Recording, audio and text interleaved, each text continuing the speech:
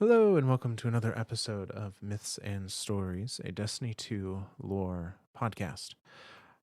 It has been a minute. We took last week off in light of all of the news of layoffs at Bungie and everything that was going on.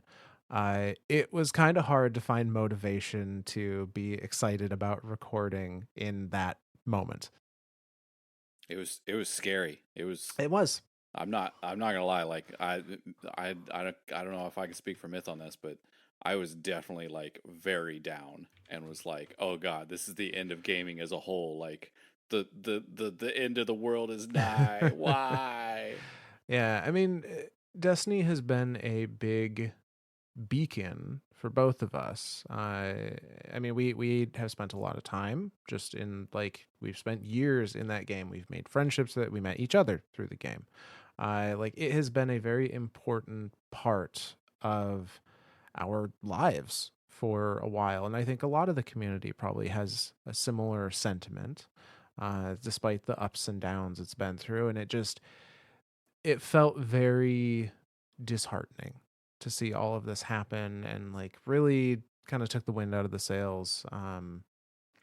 But we took some time because we wanted to allow more information to come to light. We wanted to allow ourselves time to process and not just be purely reactionary in the moment, and evaluate like what does this mean for us? What does this mean for our show? What does this mean for the narrative portion of Destiny, considering that's one of the biggest draws for us personally? Um, before we get started with the actual episode today, I wanted to just, uh, discuss that a little bit, and kind of let you all know where our heads are at. So I know we tend to stick to just being the lore guys, and often purposefully try to avoid whatever drama is happening in the Destiny world. But this time it is very clearly different. This is the livelihoods of the people that have crafted art in every form for Destiny that have made us laugh and cry and wonder and speculate, the art that inspired us to make this show in the first place. Um, Art that has excited us, forced us to explore the world of Destiny, and it is those artists that have had their canvases stolen out from under them. After debuting some of the best work and most acclaimed work they have done in the final shape. So, for those affected, on the off chance you happen to listen to this little podunk podcast, I just know that we wish nothing but the absolute best for you all.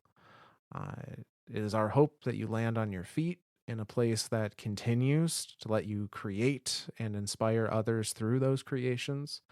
And for whatever little comfort it can bring, you know, we're rooting for you. In regards to our show, we did a lot of contemplating, and I won't lie, in the moment that like all the news originally break, we were both pretty down. We were both pretty like, well, fuck, I guess that's it. Yeah. uh we literally like sat there, kind of went back and forth, and was like, okay, well, do we just stop doing episodes now? Like, or I mean, we Myth and I are what I call committalists. So when we very much men of our word, and if we say something, we're gonna do it. Uh, so like the fact that we had already talked about doing an episode about the raid and stuff like that, Myth and I both kind of went back and forth of like, well, let's just do that, and then we'll have like maybe like a final episode of like our high points from the last 10 years of Destiny, and then go out with a on a high note and call everything good. But I don't know, it with the last with having a week of break, it kind of like, I don't know, it's something that's changed. it allowed time for us to process, to contemplate. It also allowed time for more information to come come to light in regards to the future of the game and the franchise. Um, that's not to say that at this point in time, Bungie has made any official statement as far as the time of this recording in regards to like, okay, this is the plan. But there's been a lot of journalism around this event, these mass layoffs, and kind of what that means for Destiny and for Bungie. And through that, through Jason Schreier and I believe it's Jeff Grubb, um, and Paul Tassi, and like a lot of game journalism is very hyper focused on this, and a lot of information has come from them via anonymous sources within and former and current employees. What we know right now, based on that information, which again, take all with a grain of salt, nothing official, is that it appears there is a plan to scale back Destiny in regards to there will not be big expansions anymore. However, there is still a plan to have a smaller DLC drop every year. It was compared to Shadowkeep in one of the, I believe, Jason Schreier's article, size. And then there's going to be like also kind of touchstones like Into the Light esque updates once a year as well after those DLC drops. The narrative leads that were let go that were part of those layoffs uh, are some big ones. There's no getting around it. Like these are the people that wrote and directed Final Shape. These are the people that wrote and directed like the Luzaku Lost Sector dialogues. Um, I don't have an entire list of all the people and the work that they did. Actually, Bife, my name is Bife, put out a video where he goes through each of those and their kind of accredits what he knows they made. I would go check that out if you're interested. He does a really good job of breaking that down. But there's some heavy hitters that left. However, the glimmer of hope here is that even in that departure, many of them have posted on socials, on Twitter, whatnot, that they are sad to go, of course, but feel like the game is still in good hands narratively with the people that remain. And we are going to choose to trust their judgment in this. Um, and I know that there are still some long-term veterans at Bungie in kind of those director roles. So we're gonna keep doing what we're doing essentially, and until there is a statement or a move that is made that like truly cements the story is done or the game is done or whatever it may be. We still love everything that has been produced by these people, and if they are telling us like it's okay, we're confident in those that are going to carry this torch, then we want to give them the benefit of the doubt, and we're going to continue covering the lore in this game until such a time that there isn't any, and hopefully that is never the case. Yeah. Worst case scenario, nuclear apocalypse happens and we all die. I But that's, yeah, worst case scenario. we went 0 to 100 real quick there. I said worst case scenario. You're not wrong. So yeah, no, like Myth said, this is a huge part of both of our lives. Like it's for me, like I love consistency in something. Like I love being able to just like wake up on a Tuesday and go, okay, this is what I'm doing at da da da da. I like schedules. I'm very structured person. Um, Even if my wife will yell at me and tell me that my structure is bullshit and that I just do whatever the hell I want. There's still a modicum of structure in there, I swear. But no, like to have something that I can always come back to be like, hey, Destiny came out with something on Tuesday. Cool, let's go do it. Like that's the first thing. First thought in my mind is Tuesday reset. Okay, what's new in Destiny? Um, that was my way with when I played World of Warcraft. Was like, okay, Tuesday reset. Let's go. Do the dungeons, do the raids, do whatever.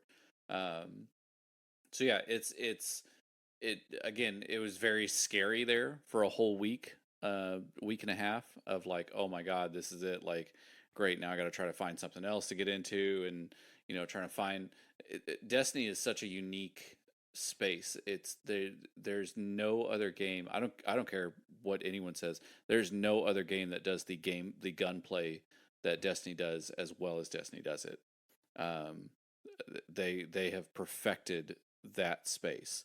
And I know there's been a lot of games that have tried and come close, and I guess it's not just the gunplay. It's the combination of gunplay and abilities and space magic and movement and like field positioning in a given space, like where you're attacking enemies from, where what points are you locking down, stuff like that.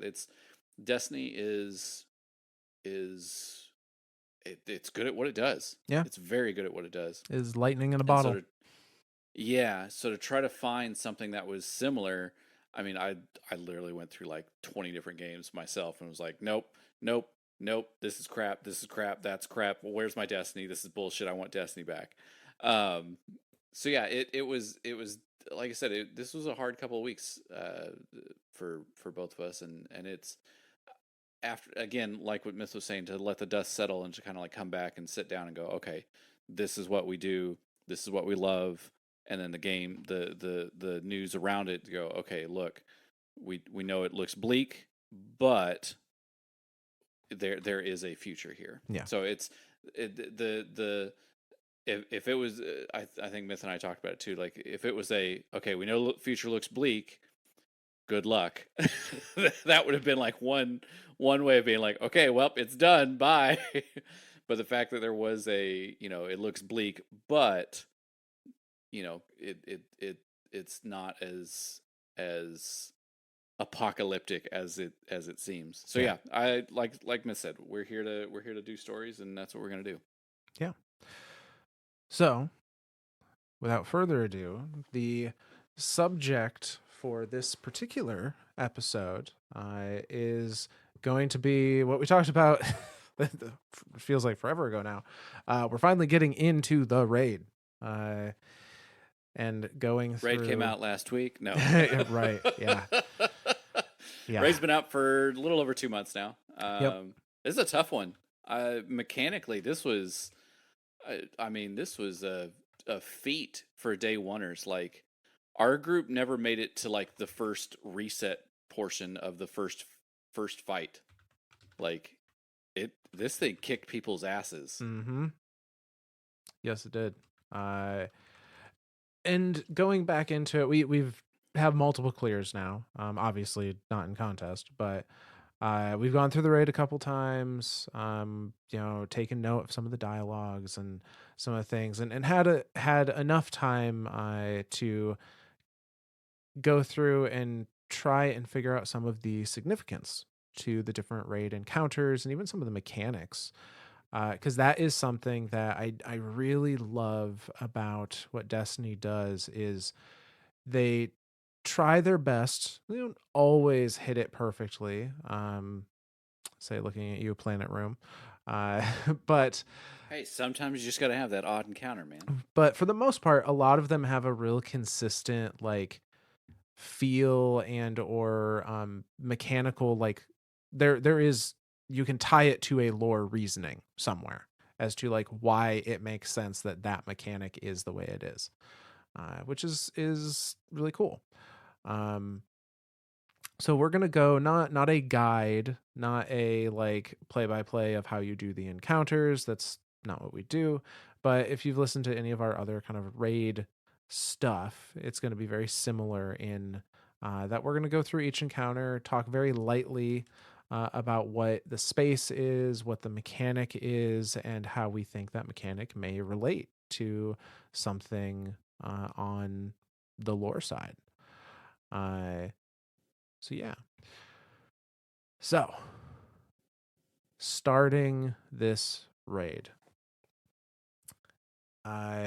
we kind of come in, and the first area you traverse is almost like, in my mind, is like ghost of ghost of the past for the witness, because all of Yeah. the architecture is very similar to the strike that shows that there's that moment of like, oh, this is what the architecture of the witness's people was like before the they became the witness.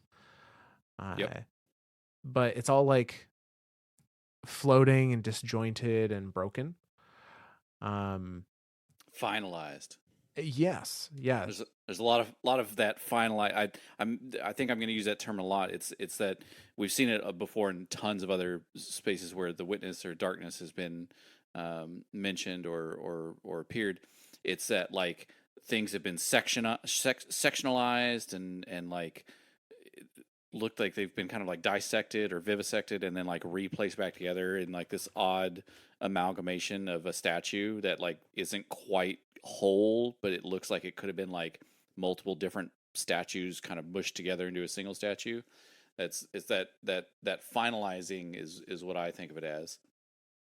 Yeah, no, very much so. And we're in this weird space of like what is real, and yeah, I guess physically it's all real, quote unquote. Um, but we're in this space of like the sheer just a strong memory will manifest into something physical, and Because the whole raid is inside the pale heart, so it is mhm, still the yep. combination of darkness and light. If you can think it hard enough, it will manifest. Yeah, and we're very close to the obviously to the witness at this point, and it does make me wonder like if this is at the beginning, and that architecture is throughout, but it feels like much stronger, much like less corrupted, for lack of a better term, in the first area, which makes me wonder if these are like the memories the witness doesn't want to look at, doesn't want to remember its more humble beginnings, and so those are like at the bottom, furthest from its view, kind of thing. Uh, I like that idea. I've never thought of it in that light, but I mean that would be his kind of like thing, right? Like I mean even in the like you mentioned in the strike, we get to that one room where it's like Ghost and Targe are talking about how like this is the original architecture of its people before it left where whatever world it came from, but it's very much a buried memory even in that strike. right. So yeah. So we have the very first encounter after the traversal, which is interesting in a couple ways. The first to note is that it is primarily Vex based, and that's something that we see throughout the raid is kind of the main pillars of the witnesses' forces all got their own encounter essentially. So the first one being the Vex, the next one being the uh, Cabal. Make sure Taken. I'm not going out of order. Taken, yes. So Vex, then Taken, then Cabal, then Hive, then Scorn at the end. Um, All of them with a little bit of what are they called? Dread, yeah, with dredge. the dread mixed in. Yeah, a little bit of dread mixed in everywhere. Yeah. So just a really like kind of interesting to see all of the different uh enemy alignments to the witness kind of represented there, with the exception of the Elixni, which I think is an important exception. We know No House of Dusk. No, not House of Dusk. What am I thinking of? House salvation. Salvation. Yeah. No Salvation leftovers in here. Yeah. So it makes me wonder if this is a case where how salvation has abandoned the witness at this point, if there wasn't that many of them to begin with, and we kind of dealt with the last remnants that were I was I hooking. was fixing to say Yeah. there's a story mission that I'm remembering where it's you and Mithrax and he sees somebody. He sees somebody from his past and I think it was like his mother's killer or something like that. Yep. Um who is and he was like how can this be and but he's starting to realize that it could just be his memories coming to manifest here or it could actually be like a last member of House Salvation and they're just like they literally have nowhere else to go but even the witness is like I'm done with you like I was never really you were never really a part of any type of plan in the first place. Yeah. Like all of House Salvation very much was just kind of like Aramis's last attempt to like, you know, make my people great again and find us a seat of power somewhere. You know, tired of the whirlwind. Let's take back what's ours type thing. So I think the Elixni, um, out of all the races that are involved with the Witness, I think the House Salvation Elixni are very much just kind of like they were never truly part of any Witness plan. They were just trying to take advantage of darkness powers and kind of just got swept up along the way, and were just, you know, very. I look at them almost like the table scraps of darkness, from the Witness's point of view of like, yeah, here's some darkness stuff, go away type thing. Yeah. Yeah. No, absolutely. Um, so it is interesting to see that lack of Elixni there, which I think is signaling that like they're not tied to the Witness anymore. I think the only reason we saw House of Salvation before was just like you said, they're desperate looking for anybody that even if they know it's probably false, the just the promise of like, if you join me things will be better is enough for them Yeah, to be like, okay. Um, so uh the next encounter, or also the thing we see in the first encounter outside of it being primarily Vex based, uh is we're introduced to this wild wild thing, which is kind of cool, and in that the Witness's hands begin to phase like into existence in this space to, for lack of a better term, like cast spells to try and unmake us. uh very very similar to like that final cutscene, because I guess chronologically, well, no, there was a 3-day period between yeah, the final scene of the campaign and then the start of the raid, because there was that whole section where you're going through doing quests and it's like 3 days before the final assault. Um, but yeah, that final cutscene where like Cade and Ikora and all them are escaping, and he just starts flicking fingers everywhere, all and hands just start coming out of the walls everywhere. So I think I think all of that mechanic that's happening throughout the raid here is kind of like a throwback to that of like, yeah, just because the Witness isn't here physically, he still has a very very strong presence and command over this space. yes, yes, and that is something that continues throughout. Like those hands, I don't think there's a single encounter that they are not present actively trying to you know, prevent us from doing what we're trying to do, from progressing Fourth encounter, that's the only one. But then with the Witness Verity. intervenes the Witness intervenes himself and just starts killing us. Yeah, right. That yeah, because there's like you've gained the gaze of the Witness, and then poof, you're all ghosts. Um, Everyone's dead. Yeah. yeah. So Witness is kind of omnipresent, and mechanically there is that countdown that's happening for all of these, where it's like time till the final shape, The and final shape is looming. yeah, It's so and ominous. I like it. that is such a cool thing. Like I know people have their own thoughts on like timered, you know, PvE content, but that idea of like you are actively fighting this part, like there is a time crunch, like you are actively preventing the final shape from happening, and through your actions you keep delaying it a little bit more and more at a time, like that thematically, so cool. That was on point. That was really good. Yeah, like it makes you feel like you're in it, like what you are doing is mattering right that moment, and that was really really neat. um Well, and the way you do it, and I kind of want to poke at this a little bit too, because this obviously is used throughout the entire raid. The whole resonance thing, and the and mhm. the bouncing the signal back and forth, and the I've already forgotten the name of them. I keep want to call them cruxes, conduits. Conduits, yeah. Like, what is the significance of all of that? Yeah, so that is maybe a little more difficult to parse exactly what's happening. If I were to just like make a guess, we know that taking those, that resonance, which is dark energy, Um, taking that resonance is somehow delaying things. So I almost wonder if that is us like manifesting bits of the witness's power to like steal it from them to force them to have to restart the ritual, or we're like disrupting whatever ritual they're doing. I Like taking power from him, and therefore like creating a like almost like a feedback loop or some type of that thing Yeah. that would stop him from continuing on with the finalist shape. Kind of like what we see in some of those cutscenes where the traveler is actively trying to do it. Like he's doing whatever he's doing, and there's that pulse that comes out. And we learned later on, I don't remember where we learned it, but it's like I think it was through the campaign. The traveler is actively fighting back. Yeah. Like it's doing everything it can to try to like reset him and stop him from finalizing.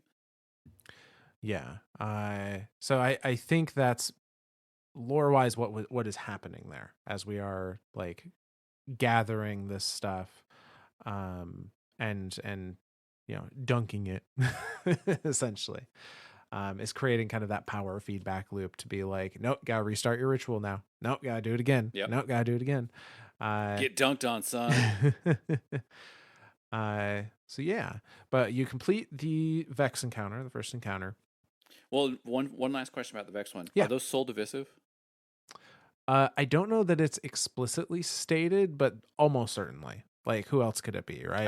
I can't remember if they have the garden growths on them or not. Because that's like the distinctive thing of soul Right. divisive is if they have I'm that like that plant growth on them. I Yeah. think they do. For some reason in my head, I'm picturing those harpies with it, Yep. and I can't remember the Hydra has it or not. The Overload, I mean, Overload Minotaurs just for some reason always look like they have that plant growth. Yeah, they have But like the like, dark vine things on them. yeah, Yeah. yeah, yeah. So I like in my head, I keep seeing that, and I'm like, well, that's clearly divisive.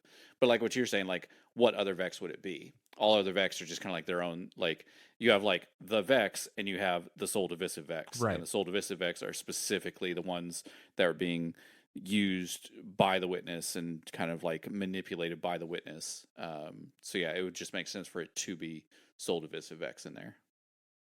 Yeah. No. I unless there is something that points to otherwise, I think that's a safe assumption. And I also am having this memory of those harpies having like leaves and stuff on them, so It's just the harpies. I don't know why. Like they those are the just one stuck out things in that are my sticking in head. my Yeah. mind. Yeah. No, I'm Like with you. we're face to face with a minotaur, but we kill him so fast now that I can't even like I see the purple shield and I'm like dead. Oh, but as we are progressing through things, of course, the witness is goading us and taunting us and doing all the things that they do as the big bad boss. Uh and most of their dialogue is insignificant as far as like giving us plot relevant details, with the exception of one big one, which you'll know when we get to it. Um but this is in this first encounter, the witness is talking to us and they say, uh still here, struggling against the cosmic tides compared to which you are so small. I Again, this is their quite literal god complex, Yeah. of like, this is so far beyond your understanding. There's nothing you can do. Why are you still fighting? Like, just stop. Just, this is silly. Just stop. I It I think it's a continuation too of like the story because throughout the story, remember like especially in that final mission, like he goes through all the different stages of bargaining where Right. he's Yeah. like where at one he's like you know you want treasure, I got a whole room of treasure here if that's what you want. Oh, get rid of your ghost, that thing's a liability, like screw that guy. Like he keeps doing these little things to try to like entice us, like you want greatness, you want to become legend, cool, I'll make you legend. So I think this is still just a continuation of like he's now just kind of like given up. Like he knows there's nothing that he can do to entice us to like join him or like give up or whatever. So now it's just kind of like oh, that's cute. Now he's just kind of like shrugging us off like as if we're like ants or something, like Yeah. more of an annoyance than an actual problem. Yeah, it feels like posturing. It feels like, Yeah. well, I'm just gonna pretend like they're not important, and that will make And then they'll go away. right, and then they'll be like, "Oh, I'm sad now," and leave, I guess. I guess. Spoiler alert, ants don't get sad. Yeah, they just keep lifting things like 200 times their size. But we move on from the first encounter. The staircase comes down. We have some traversal. We're traversing more through this space. The areas we are in now have similar architecture beats, but it's a lot darker colorations. Like as we were coming through before, like they weren't bright colors. It was gray and but it was well lit. I and there wasn't any like resonance energy or luster as it was referred to in the Lubre books.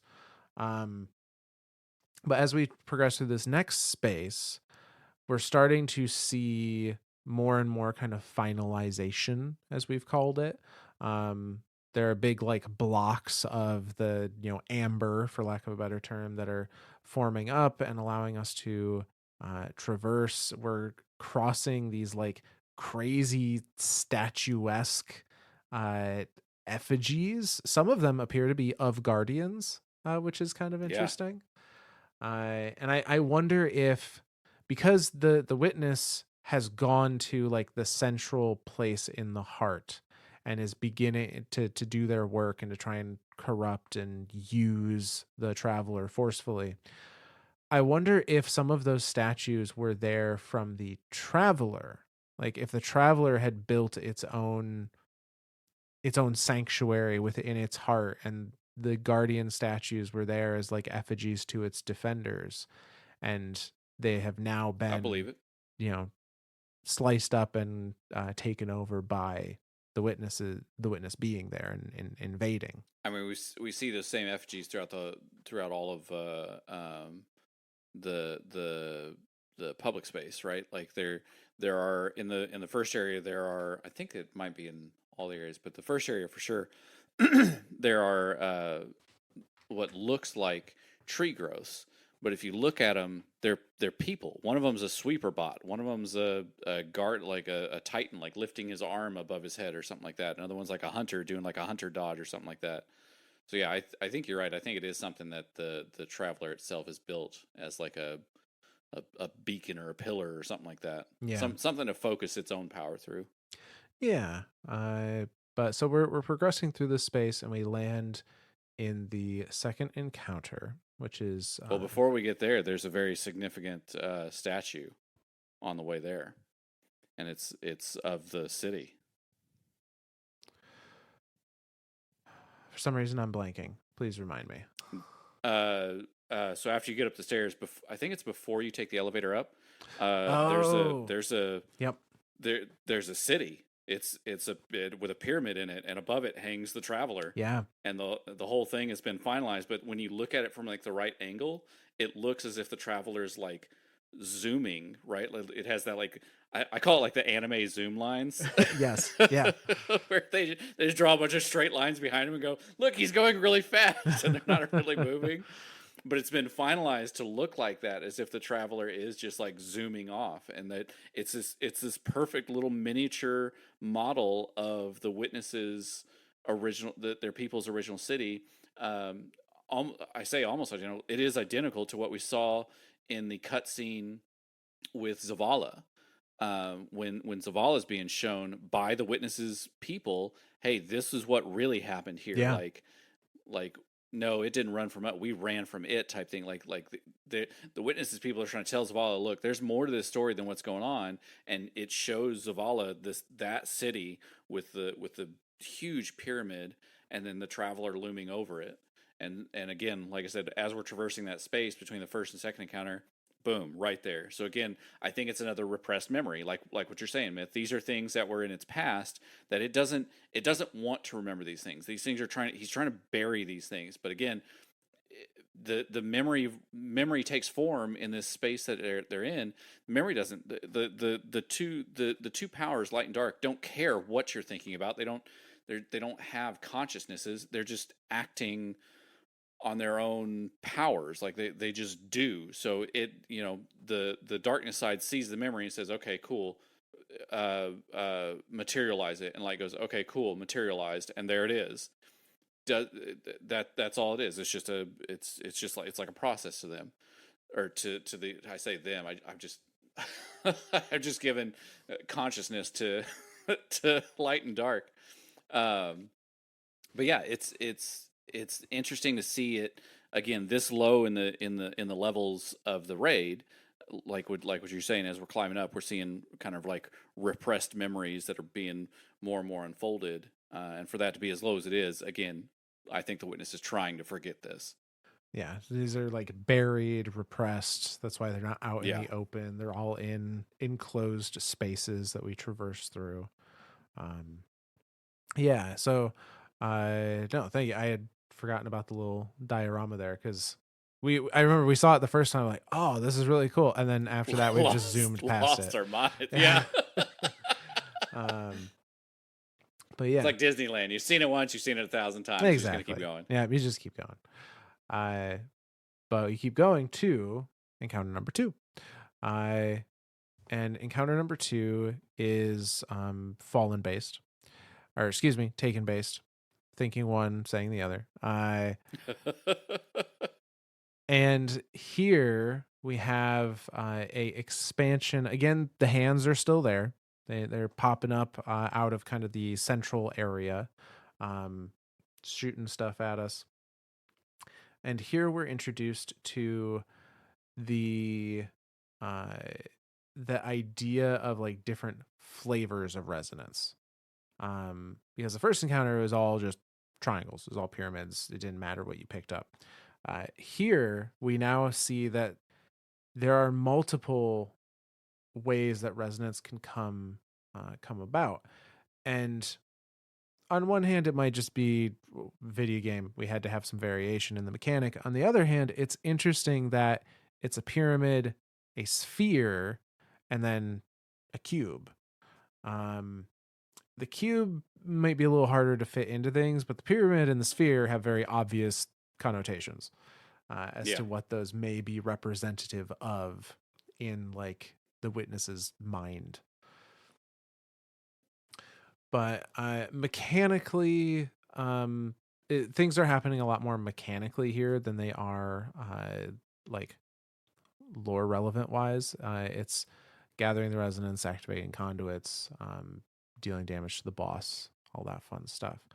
Who I have to laugh now. There is one fallen in the whole thing, I and guess it's that's true. Tannix.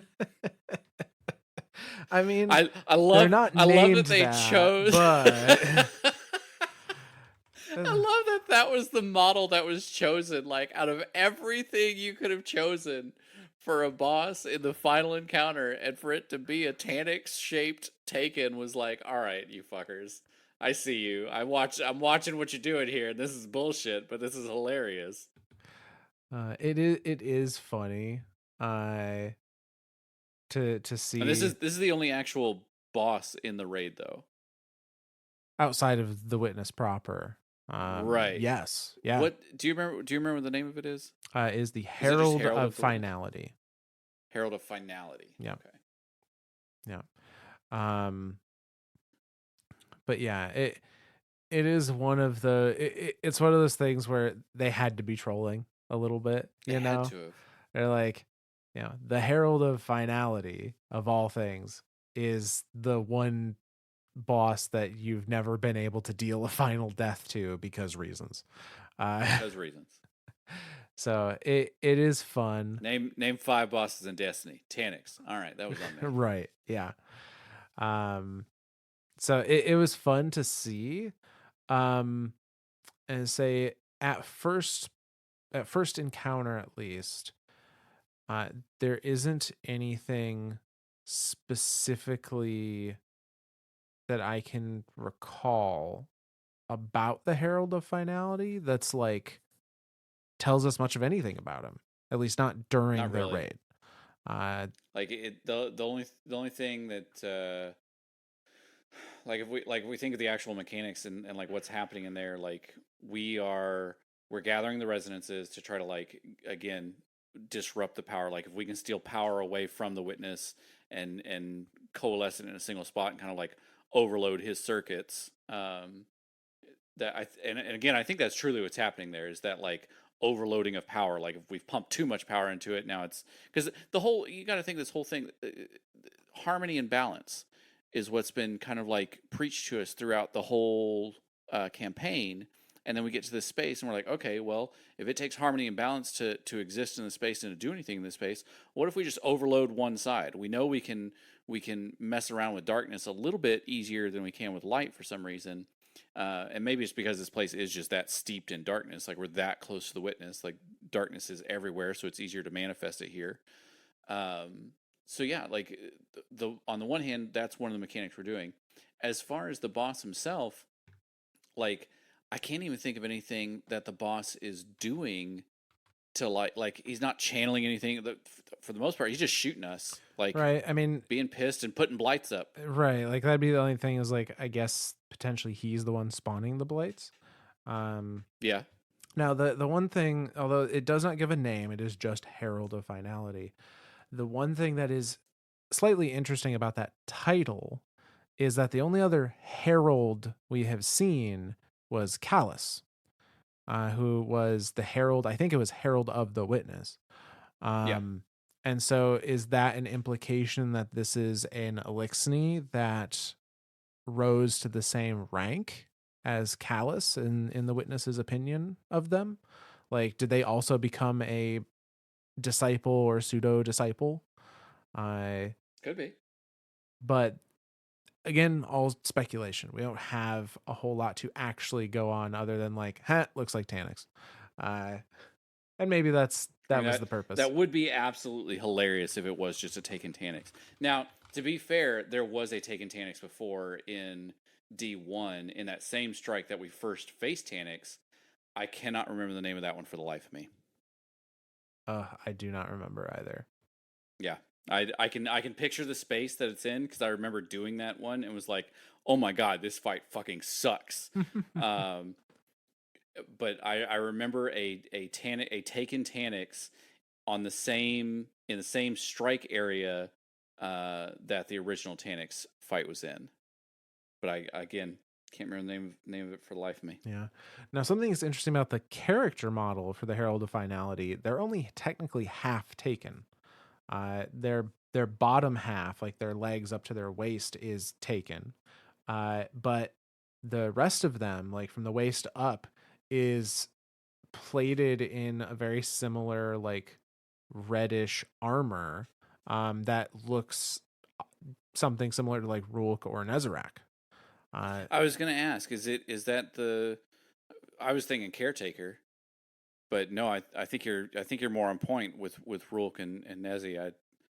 Is there is there significance there? Is that like I know that well, it's the same thing as like that staircase that came down, right? And all the guns that were in Vow. It's that like moving squares shifting thing, right?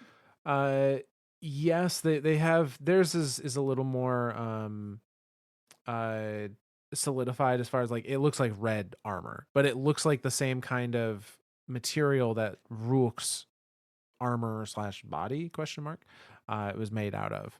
Um and what it makes me Possibly both. possibly both. What it makes me wonder though is we know based on like developer interviews and I think the art station that posted Nezarek said this that Nezarek was a chimera enemy. It was like created from multiple other entities. Like that body was a creation, a amalgamation of other things. You Uh, think the Herald's the same I'm way? wondering if the Herald is the same way. Yeah. Is this the because again, and we've seen this throughout other stuff before. The caretaker was kind of like the first of like what happens if I start meshing body parts together, and then we saw that statue of that God. I mean, that you know the room I'm talking about, Myth, with the freaking worms of Olive face Yeah. thing. So the question comes down to it is, is this boss like the witness has finally done it. It has figured out how to fully, make a working thing that is an amalgamation of other things. Which to that point, maybe the witness came down and was like, all right, this is Oh Tannix, my god. Oh my god. but Well, you because don't have your okay, lower half. you don't So have your legs. God damn I'm gonna it. pop you in a test tube. We're gonna run some experiments that like chimera eyes you, and to give you your lower half back, I'm gonna chop the God lower damn half off it. this taken captain and just like pop it on there. Oh shit. It Hey, really is it Tannix. might be. God damn it. I Uh, didn't even think about the no legs thing, but he like the last time we saw him was at the end of DSC and he has no yep. legs. Lieutenant Tannix, you ain't got no legs. God uh, damn it, man. so you never know. Oh, that's too good. That's good. I like it. That's canon now. In my head, that's what it is. uh, but as we are progressing through this, leading up to this encounter, Witness has a little more taunting that they do, saying, "We saw an end to suffering, the tyranny of a universe that does not feel. The audacity of that frightens you." Uh, so again, trying to like talk down to us, be like, Yeah. we are doing this grand, wonderful thing, and you are scared of change, and that's why you're trying to stop me. Like it's like A, talking down to us, B, kind of trying to gaslight the Guardian, and C, also put it like reaffirm itself and its own like, yes, what I'm doing is the right thing. Which is just an It's interesting. it's it, it's very odd that it has to do that, right? Yeah. Like if the witness was so sure of what it could do, why is it having to reassure itself? Well, we know there are dissenters like in its head. Yeah. So Yep. yeah, it might be it trying to convince those pieces that make it up that like, no, this is we're on the right path still.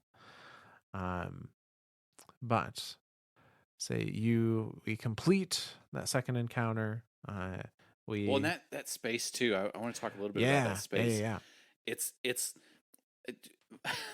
one of our other raid members and I screwed around with getting some out of bounds stuff. Uh, there's a lot of stuff in that space. There are it almost looks like an arena. Very Like yeah, very much there's so. these tiers of they're all statues. They're all finalized statues, but it looks like tiers of like just beings like looking down on an arena, very Colosseum like thing. Mhm. And then at the very top, at the very tip, like again, that's where we start to see that luster. That's the first section that we actually see where the beginning of the luster is, and there's like the hands and everything that are coming out from it, and it just slowly works its way. It almost looks like a an amalgamation of cables, something like out of the Matrix or something, going across the ceiling and up and out where the light source is coming from, and then throughout all these statues, somebody, I don't remember whose video I watched to find this. There is one statue somewhere in there that if you go stand on its head, you can hear "Hope for the Future" playing the original song from D1 from In the Cantina and stuff.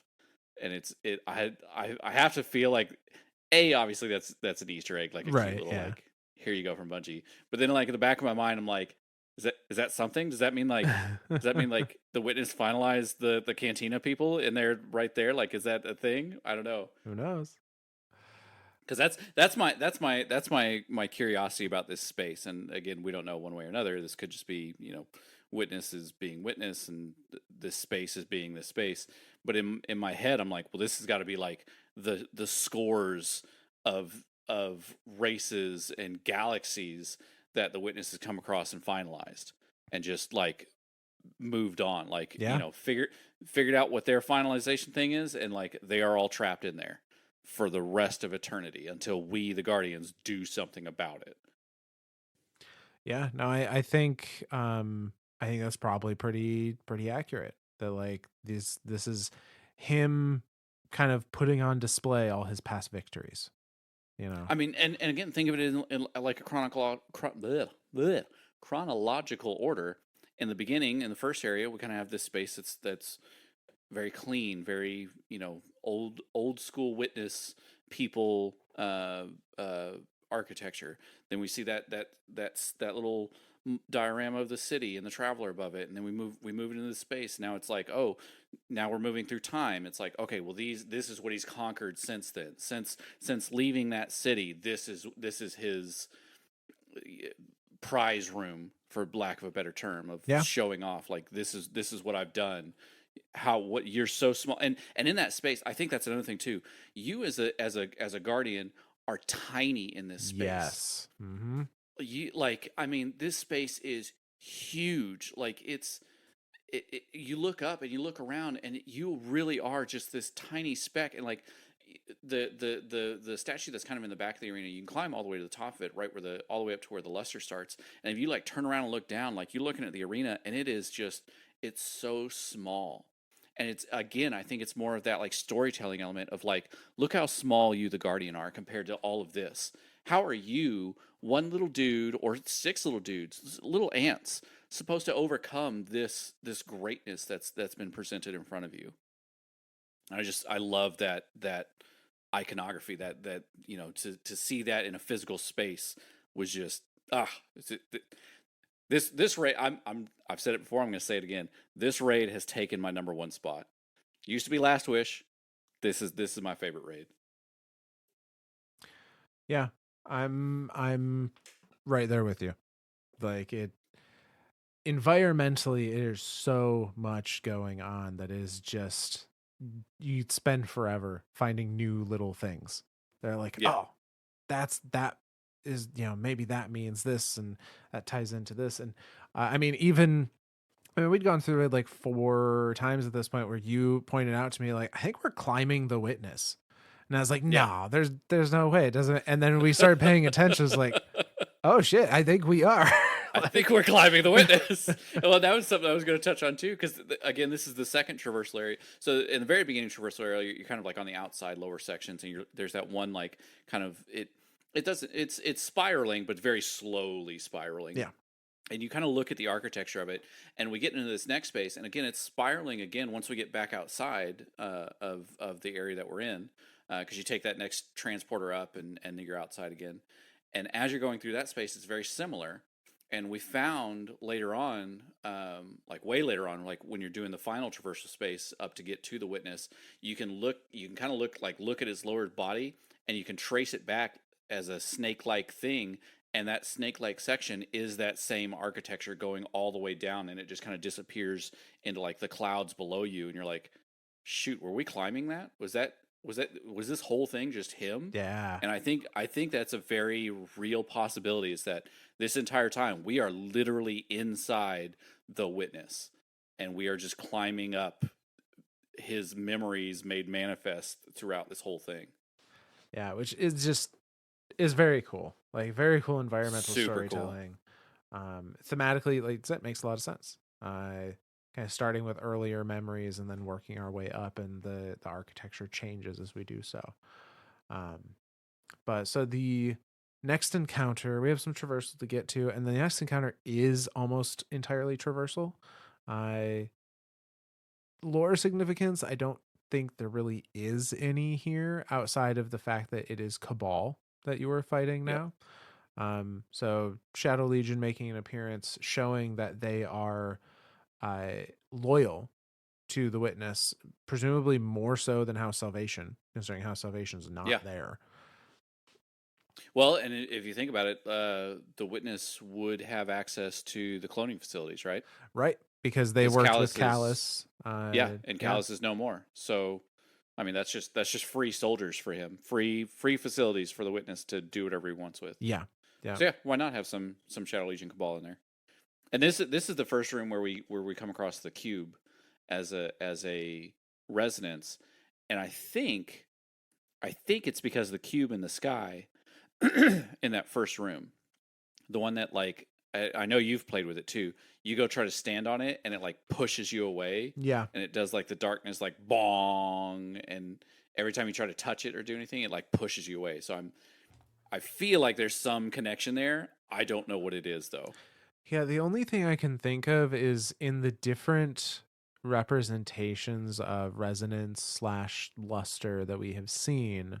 Um, in a lot of those representations, like thinking about the projectiles that come out of the circle hand, from the witness, thinking about like the projectiles that come out of the caretaker uh in the raid with Rourke. Little bumblebees and stuff. Yeah, the bees, as we call them, those are just a series of squares that are all like rotating at different speeds. Sure. And so I wonder if it's a case of like sphere is traveler, triangle is precursor, like the witness's origins, and then the square is perhaps luster slash resonance and is like the witness now kind of thing. Sure. Like we have the object of their focus, their past, and their present. Yeah. Is I like it. maybe representations there. I'm not opposed to it until presented with evidence otherwise. I'm going to go with that. Yeah. But yeah, outside of that, just like it's Cabal. It's kind of the main takeaway. uh, Yeah. it is the Cabal that are trying to stop us. So they're still, they're still fighting the fight for the witnesses side. Um, Dialogue wise, the witness has a few things to say. Uh, and so it has a couple lines that pop up here. The first being, so confused to find meaning in this pain. Fall upon our knife, accept stillness. As Reese, as fundament, as so many before you were allowed to do.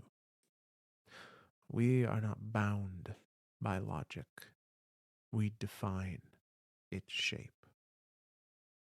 We offer salvation from this futile struggle. So, confirmation here that like again it sees it's like saving these places. It's like, Yeah. yeah, why are you fighting against your own salvation? Just fall. Like Reese, like Fundament, just become finalized.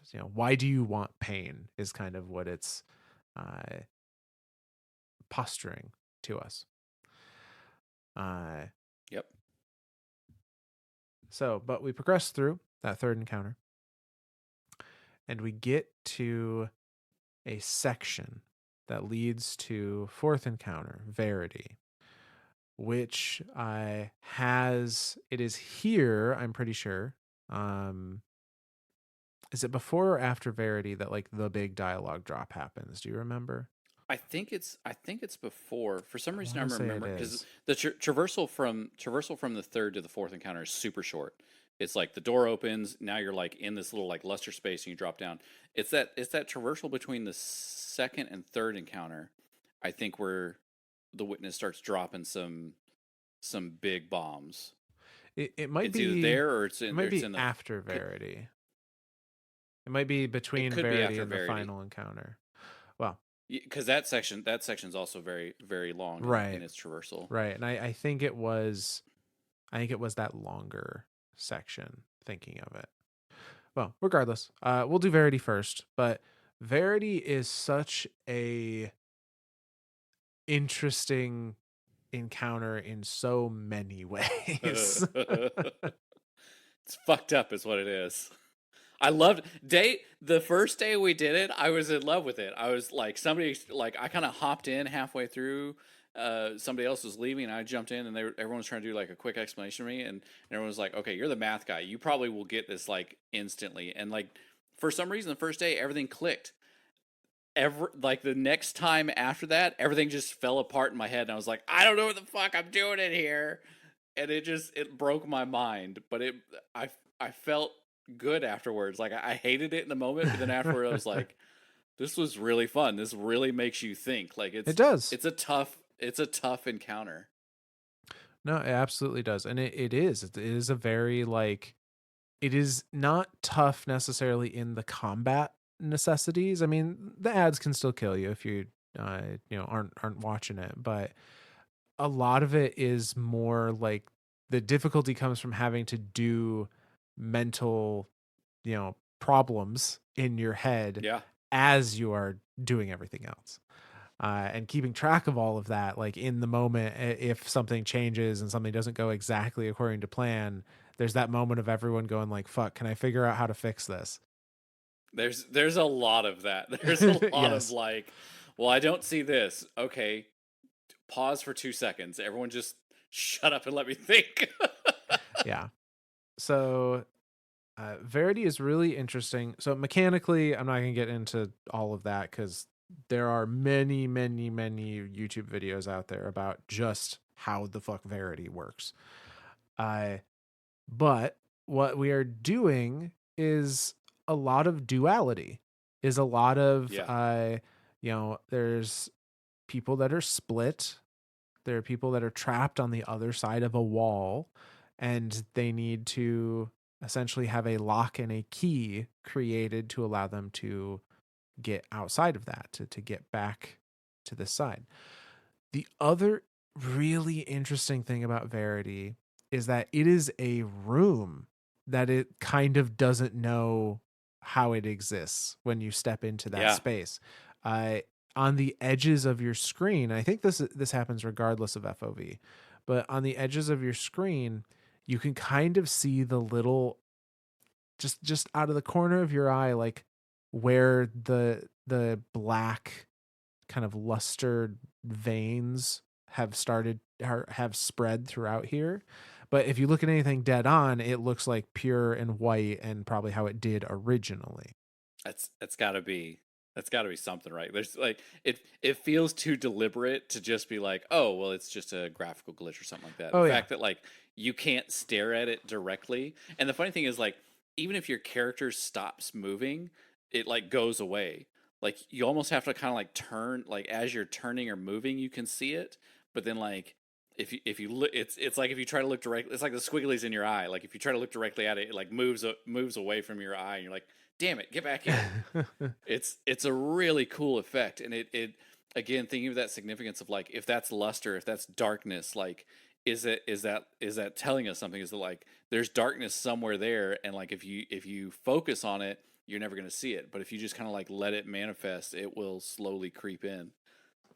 Yeah. And I think it is a case of this room exists in two space, like in two, for lack of a better term, like dimensions have overlapped or something there. Yeah, like two Yeah, realities. yeah, yeah. Because you are in that light space until the mechanic happens where a set of guardians instantly dies and they're just ghosts. And when you are dead, the room changes so that it is entirely those black vines. Yep. To the dead player's perspective, but to anyone that's still alive, nothing's changed. So it's almost like you're standing. They have that line of dialogue. The line between light and dark is so very thin. It's almost like in this room you are standing on that line and can see a little bit of Yeah. both. Yeah. Uh, I'm telling you, this raid is so good. it for all of the craziness of Verity, I think that space is probably my favorite in the whole raid. Uh, Absolutely. just the presentation is mm, so good. I also love again looking at the mechanics. Um, it's taking an abstract thought of these two-dimensional shapes and putting them into a physical space and turning them into a 3D object. I don't know why, but I really love that iconography there. Yeah, Of it's again that harmony of light and darkness. Darkness being memory, darkness being that abstract thought, and then light being that thought made manifest, like a physical thing that I can hold in my hand and say this is real. To have that as a mechanic was just mind blowing, and it really really well done. yeah, really, really cool. And I think that is quite literally what is happening, like within the context of the universe is, yeah, we're taking ideas, quote unquote, and physically manifesting them into a object. because you can run through the shapes when you kill a knight and it drops a shape. If you don't pick up the shape, you can run through it. Like Yep. there's no it's not an object in the world that prevents traversal. You cannot run through the actual 3D shapes that the statues hold. Isn't that cool? Like Yeah. even as like a mechanic in the game, that's like a thing. Like one is not real. It's an abstract thought, and the other one is a physical real thing. It's so fucking cool. And then there's the whole glass thing, right? Like Yeah. it like on the one hand, this is Lewis Carroll's wet dream of Through the Looking Glass, and I freaking loved it. I am a huge Alice in Wonderland fan. I love that idea of Through the Looking Glass. Like what if anything? Like what if I ate a mushroom and was 30 feet tall? Cool, done. Like it really is that level of abstract thought, and like there are no in the realm of darkness in the case of Destiny, the only thing that stops you is your imagination. Like Yeah. the only thing that stops you is what you think about. And it's that I love that idea so much. And again, when you create those the lock and key, you're then breaking free of the non-reality space, right? You're trying to get back to a physical real space that you exist in. And it was so cool. Yeah. And to touch on one more thing with Verity, or to touch on the duality of the rooms, like the dark room you see in death and the light room you see when alive. It harkens back to actually Curse of Osiris. At least I'm pretty Oh sure it was man. Curse, where Brother Vance. There's a series of lore books where Brother Vance is talking about how he watches trials, and whenever a guardian dies, I believe it was the lighthouse, or like there was a monolith. It's been a minute and I don't have it in front of me, but he could hear two tones, like two notes were played, were resonated out from this monolith when a guardian died in trials. And when the Red War happened and the light got shut off as people were still competing in trials, and some of those guardians had their final deaths, there was only one tone, not two. Oh And shit. so the idea being that, like, when a guardian that has the light dies, the two tones are one for light, one for dark. I and it's interesting. And when the light was gone, there's only one tone for dark. And that was kind of the first hint that, like, our guardians in general had the capacity to do both. Sure. Um, but it's interesting to take that info and go back here, and it's like when your guardian is dead, the light isn't affecting them anymore in that moment. And so the only thing they can see is the darkness in that room. Well, I mean, if you think of it, I'm thinking of it from the point of view of the Matrix, right? Like the body can't exist without the mind, Yeah. um, and so like again, darkness being equated to uh, consciousness or memory or the powers of the mind. Yeah, that would make sense. Like if you're dead, your body doesn't exist. Like that's it. Like Right. it's gone. Like it's like you only exist as a consciousness. Therefore, you only exist on the dark side. Like it's God damn, this is so good. Ah, it yes, I love it. I love everything about it. If you haven't run it, it can be daunting, but, like, just do it. You owe it It's to rough, but yourself to try. it's good. Yeah, Or even just get a checkpoint and, like, fuck around in that space, because it is yeah. so cool. But once you finish Verity, you hop in to a little elevator that brings you up to another traversal section, and this is where you are, I think, undeniably climbing up the witness. And like you're saying Yeah. before, you can look up and you can see the form of the witness, like, cascades You see like his down. hands and stuff. Yeah, and you can also, from the final encounter, look down and see the same thing, where, like, his form just kind of eventually splits into those cables and just begins to spiral in on itself, down and down and down. And so like that is 100% what we are climbing. Anywhere that we're climbing up those like black vines is just that's the witness's like true quote unquote form. uh Yeah. is this kind of amalgamation that doesn't necessarily have defined features in that way. They don't have legs per se. Um, but as we are traversing the space, and I'm pretty sure it's here. If it's not, you know, you'll see it, you'll hear it even earlier. But there is possibly one of the biggest lore drops, certainly in the raid, maybe in the expansion altogether. It fucked me up. It was one of those moments where I was like, shit, I have to admit defeat here, and I am no longer 99-1. I am 100% on Myth's side about this. So that statement from the witness, as we are in this this traversal section, says this: "You fear answers. Fear the truth you claim to seek. Look beyond this dying garden or rot in entropy. Each child we save from the game, you again force to play. You call us winnower. We are not. But the first knife clutched in its hands. Gods forged us both, but they cannot tell the knife what shape to carve." And that's the end of that little dialogue. Boom! Boom! Winnower's real. Witness is just a pawn. Boom! There's a bigger picture here. Oh shit!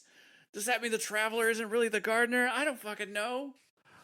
So many things just spiraled Dude, into it was like, so good. It was literally that moment of like, shit, man. Like I there's no more denying it now. Like anyone who thinks that the witness is the winnower, you're done. This line of dialogue, and there's two whole other lore entries that we're gonna read today too that yep. further confirm this. But yeah, you're done. Like that's the witness is just a pawn, another pawn in this bigger game that's being played. And holy shit, Yeah. like what does that mean? Now, I do want to point out, and again, this is the witness telling us this, so maybe this is the witness like projecting their own copium. Uh, they at least do not believe they are under the control of the winnower. They Right. say like, we are but the knife clutched in its hands. We were forged by this god, by the winnower, but it cannot tell us what shape to cut. Well, and it's a I think it's a two well, I guess it's a two-part thing. If we're thinking back to um unveiling, how the gardener and the winnower created paracausality, or at least the gardener did, and put it into this game, into this universe, but then didn't want to interfere with stuff in the universe. Maybe the winnower is the same way. Like it doesn't truly want to interfere with it. It'll do stuff like, it'll create. It will be a god, but it's not going to do anything to actively like nudge anything in reality in one way or another. Yeah. No, and actually, I'm glad you brought that up because I did want to revisit that unveiling page. Uh, Oh, so yeah, I did a thing. yeah, so there is a discussion about the kind of discovery of the first knife in the unveiling book from Shadowkeep, which the chapter is literally just called "The First Knife." Um, so the dialogue here between the gardener and the winnower, the gardener has just claimed like, "I want to change the game. And from the winnower's perspective, they go on to say, I looked up in shock. I said, what do you mean? The gardener said, a special new rule, something to. They threw up their hands in exasperation. I don't know. Reward those who make space for new complexity. A power that helps those who make strength from heterodoxy and who steer the game away from gridlock. Something to ensure there's always someone building something new. It'll have to be separate from the rest of the rules, running in parallel, so it can't be compromised. And we'll have to be very careful so it doesn't disrupt the whole game. All you will do, I said, with rising panic, is delay the dominant pattern that will overrun the others. It is inevitable. One final shape. No, no, it'll be different. Everything will be different everywhere you look. Everything will be the same. Your new rule will only make great false cysts of horror, full of things that should not exist, that cannot withstand existence, that will suffer and scream as their rich blisters fill with effluent rot. When they pop, they will blight the whole garden. Whatever exists because it must exist, and because it permits no other way of existence, has the right to exist. That is the only law. No, the gardener said. I am the growth and preservation of complexity. I will make myself into a law within the game. And thus, we too became parts of the game, and the laws of the game became gnomic and open to change by our influence. And I had only one purpose and one principle in the game, and I could do nothing but continue to enact that purpose, because it was all I was and ever would be. I looked at the gardener. I looked at my hands. I discovered the first knife. And that's that reading. Boom. Explosions, brain melting. So we did an entire episode, I think maybe more than one, on 3 or 4, I think. unveiling, and just the nature of light and dark, and this clashing of ideologies here. So I'm not going to dive too much into that. I, but generally speaking, the winnower, and again, I think we've done this fun flip flop with unveiling of like, yeah, this is accurate to like, oh, maybe it's propaganda. Back to like, no, this feels accurate again. Yes, yeah, I can't nail it down, man. Like, But so if we are assuming this is the winnower as they claim, and it's from their point of view, the winnower has always said like there will be a pattern that overruns everything else. Like an end, a singular victor amongst everything else in the universe is guaranteed. Eventually, there will be one final shape to the universe. And that was the whole thing that the gardener was trying to avoid. Was like, no, there will be shapes everywhere. There will no longer be one final end. There will be a billion different people finding a billion different ways that their existence can happen. well, and I'm curious if, again, thinking of that idea of a final shape, a final shape doesn't have to be like even an entity. No, It could be a concept. It could be yeah, like entropy. Entropy could be the final shape. Like the idea that everything succumbs to time. Okay, that's super philosophical, but that's still a final shape. That is a final thing.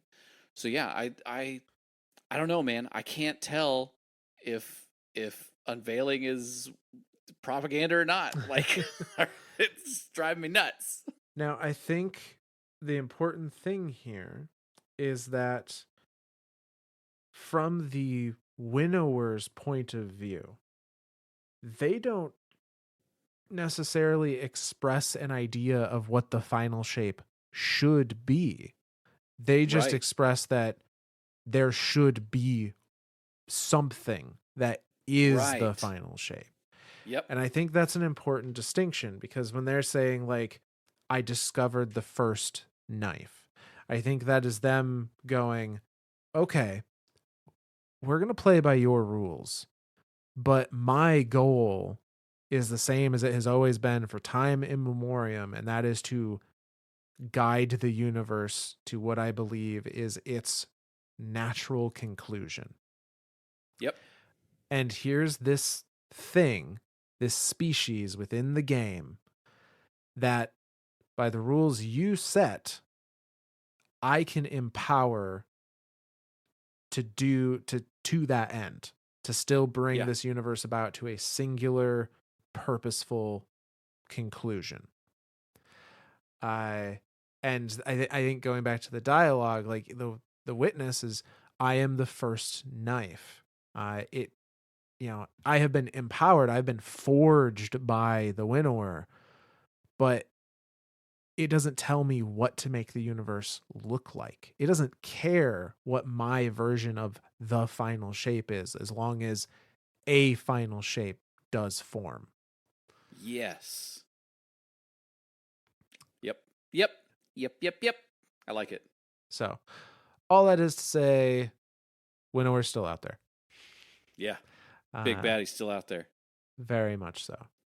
But I mean, this is essentially the pretty much the end of the raid. You go through the traversal section leading up to the witness proper, climbing those kind of Climbing black or luster. vines, Yeah. uh, and you get to the witness themselves. And the arena here is interesting, in that, like, so you've got, kind of a horseshoe shape arena with a central platform that looks very different than the pyramidal kind of architecture around it. And we've had a couple discussions about, like, what is that? What is Yeah. that platform? Is it something a part of the witness? Like, is it something a part of the traveler? Because, like, there's light welling from it. Like, it is light that cleanses the resonant debuff. I and it That's is that harmony, right? Like right. if resonance is like if resonance is like pure darkness, the only way to get rid of it is for somebody to stand in that light area, and for another player that has the glyph breaker buff to pop one of the buttons.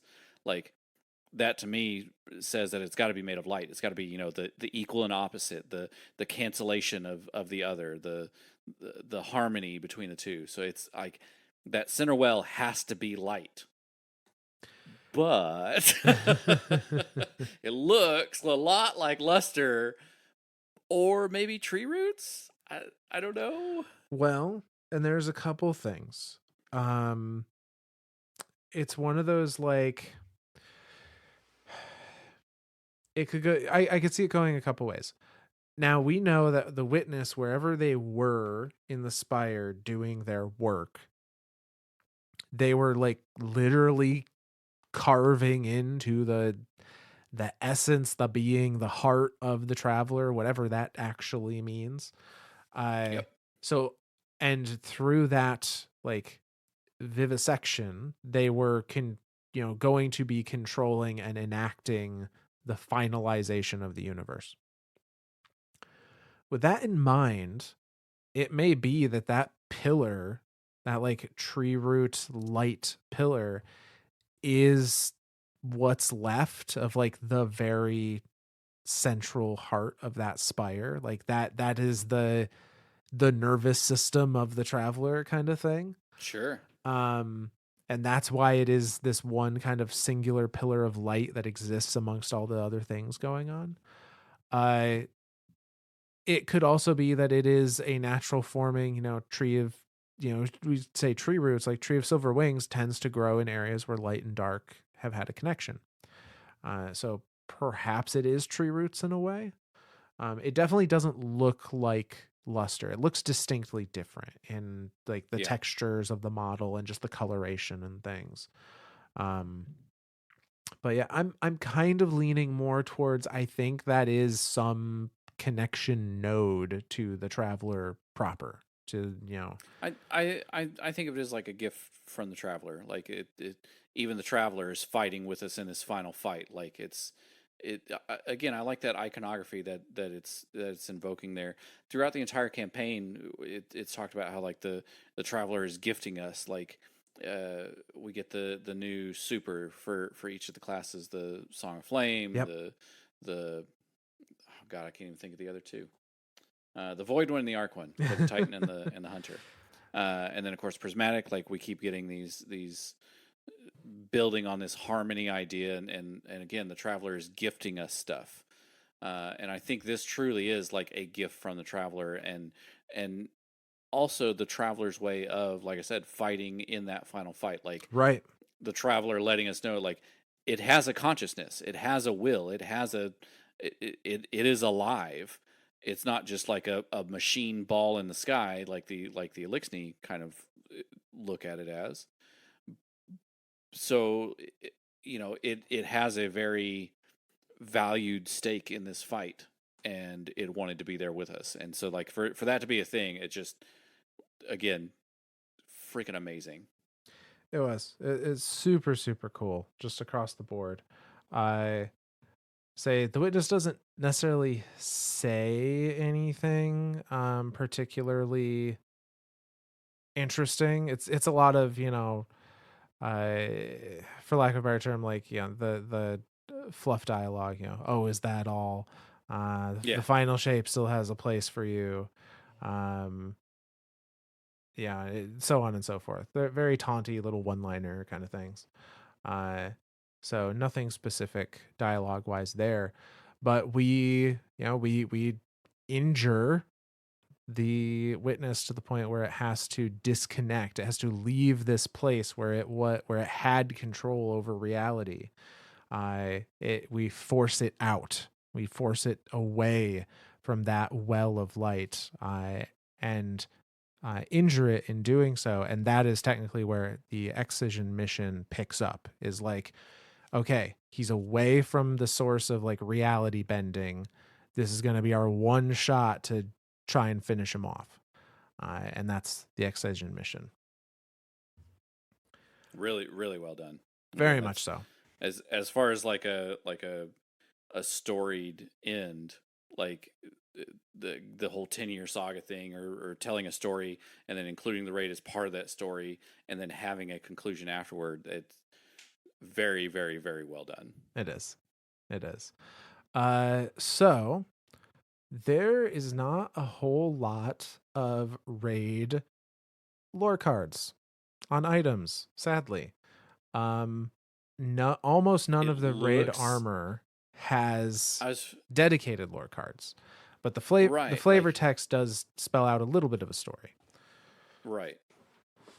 So, not gonna dive too deep on these because honestly, they're all of them are things that have been hammered pretty hard, in game as well as through other bits of the story.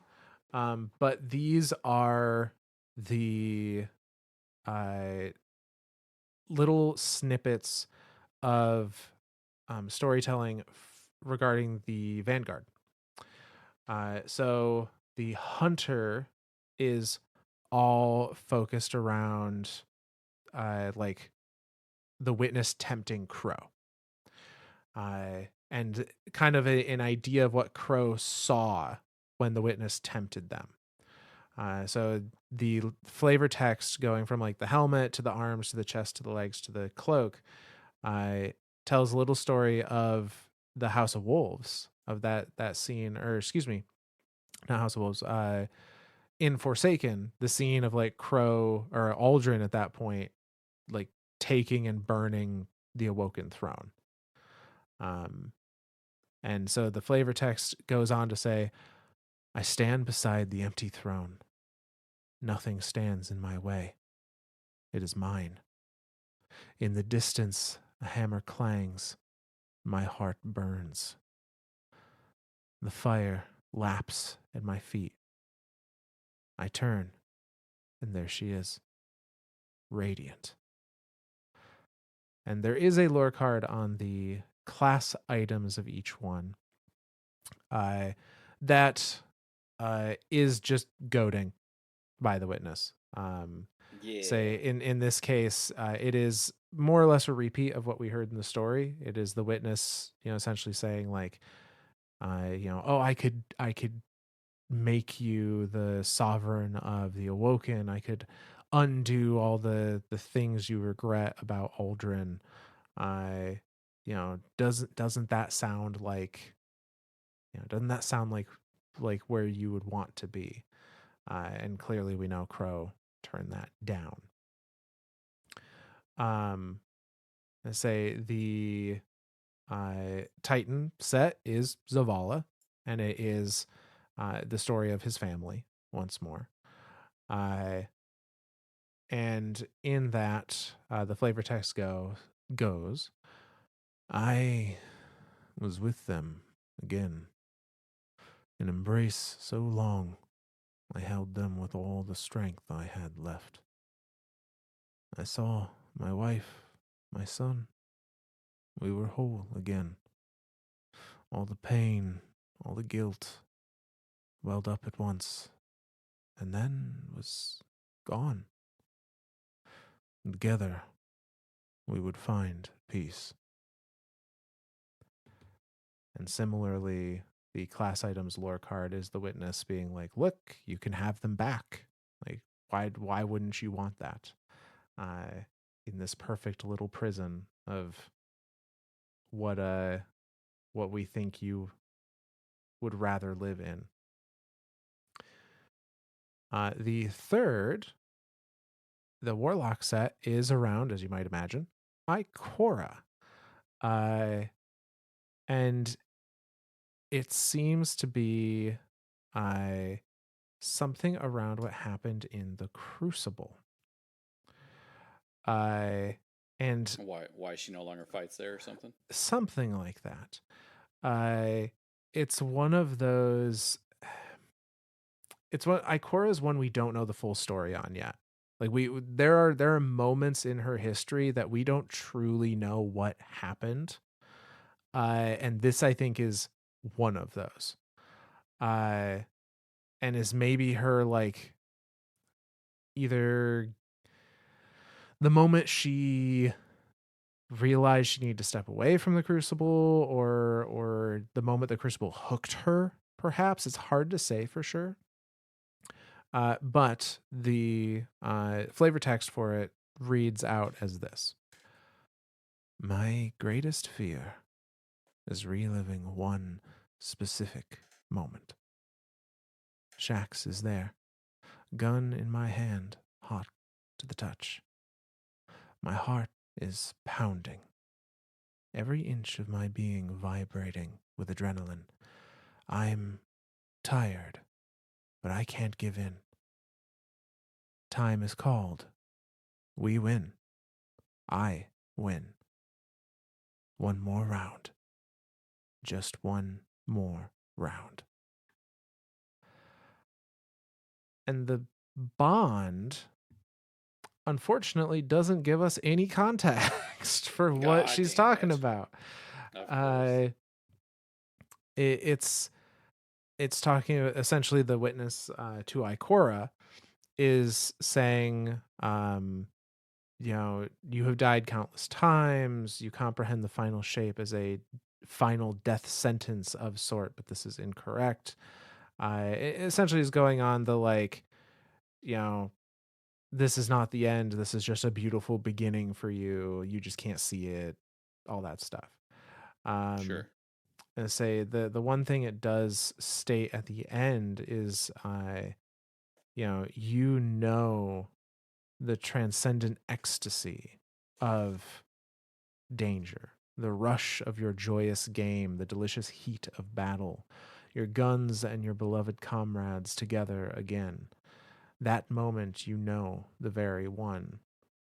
Eternal victory, triumph that does not wane. So, kind of feeding into, I guess, her competitive spirit, and is like, Sure. you know, what if you could have the feeling of being at the top of that Crucible match all the time, and like you Yeah. never lose? It just keeps being that feeling. I mean, that's enticing enough for a lot of players. Yeah. Yeah, there's still some people to this day that do not leave the Crucible, and you know what? More power to you, but it ain't for me. Uh, but yeah, so that's kind of it for the lore cards in the raid. Unfortunately, there's not a I mean, whole lot. there's the collectible book, but we're gonna go over that Yes, in a possibly next episode. yes, I think that'll be the Um, focus next time. but there are two lore entries left that Mm-hmm. I know that you and I both want to talk about. So let's hit those then. Absolutely. So these two actually do not come from the raid. These are, I believe, both of them come from the campaign. Uh, the first is a ship. Actually, they're both ships. The first is a ship called the First Knife. Uh, and it is a discussion that is kind of going around the same ideas we have gone around outside of game about, like, but what if the witness isn't, like, what if there's more to it? And as we know from the dialogue before, the witness is claiming that there was a god that forged it into its knife. And so the first knife, the ship, goes like this. When I first encountered the witness, I heard it proclaim to me, "We are the first knife." Mara's words were as thin as her hopes. She looked hollow under the helm's emergency lighting, hunched over a console watching an ascending red line on a graph. Something about the line's inevitable upward climb had triggered her memory. They have to follow the witness into the traveler, and soon. It was as if that title held power, meaning, Mara says as the line ticks up again. She leans away from the council, turning to look at Ikora, who stands staring intently at the portal. She feels the same uptick in energy coming from it. Ikora nods, watching Mara's reflection. The apocryphal texts we dug up on the moon, the ones Eris translated, mentioned the knife as a concept. Mara comes to stand beside Ikora. And even if we consider that unveiled text as dogmatic propaganda, there may be truth behind the allegory, she agrees, remembering the texts and the translations Eris made of them. The knife becomes a metaphor of a concept, a power, a knife that winnows, cutting things into a defined shape. A power that winnowed living beings into taken. Ikora turns to face Mara, searching the awoken queen's eyes. A power Oryx wielded. Her emphasis on the last word makes her point, and Mara picks up on it. You're wondering if the knife is a title or a power. Mara deciphers Ikora's countenance. Did Oryx wield the power of the witness like a knife? Ikora shifts her gaze back to the portal. The witness is a manipulator. It distorts the truth to bend the wills of its supplicants. The allegorical fantasy told to us by the witness paints itself as a monolithic, cosmic force. But perhaps that's a shadow cast by the truth. Mara watches Ikora, sensing her ease a little. This idea has tempted Ikora's earlier anxieties over the future. This conversation has tempered her own, after all. Even though her brother feels distant and faint in the moment, he is out of mind. A knife is a tool wielded by another's hand, Mara offers. If the witness is the knife, as it asserts, then what wields it? Ikora asks. The words are meant for Mara's ears too, though Ikora looks at the traveler. The witness is not a being, she agrees. It is the culmination of a bleak ethos willed into existence by the nihilistic desires of its creators. Is their will the hand on the knife? Or is there something else? Ikora's fingers slip from the corners of revelation, and her thoughts plummet into more immediate worries. Mara sees her fall and lets herself tumble into the same precipice, joining her in worry. I don't know. And that's the end of that lore card. Who does know? I'm just more confirmation of Yeah. winnower real entity. Yes. I think this idea of like, yeah, it is the witness really the grand power that is wielding others to do its bidding. I would say to a degree, like it wielded its disciples in a way, it manipulated them, made them do what it wanted them to do. I Sure. But on the other hand, like as she Is points it the out, ultimate wielder? right. Well, and as is pointed out, like the witness is not a singular being. Like despite the fact that it may have a lot of voices within it that uh, act in concert with each other, as we know, there are some other voices that don't agree with everything. And you know, the idea There's no way that a of god would be like that, right? right, I think that's kind of it. Like the idea that there is dissension within the mind of the witness lends, makes you think about like how is that the end all be all? It Yeah. doesn't. It can't even convince parts of itself that it's right. Right. Uh, how can it be the ultimate wielder of dark? Just more questions to be asked. They are. And the last reading we're gonna do is another ship, the Nokre, and this is not from the perspective of the witness. Is not from the perspective of, I think, anybody we have met in game. I am quite certain, based on the way that the writing and the tone that is used here, I think this is the winnower that is reaching out directly.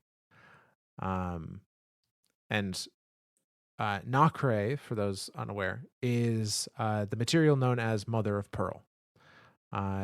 It's a organic, inorganic composite produced by pearls, by mollusks and clams and those kinds of things. Uh, so it is like the process of a pearl forming, which is essentially these.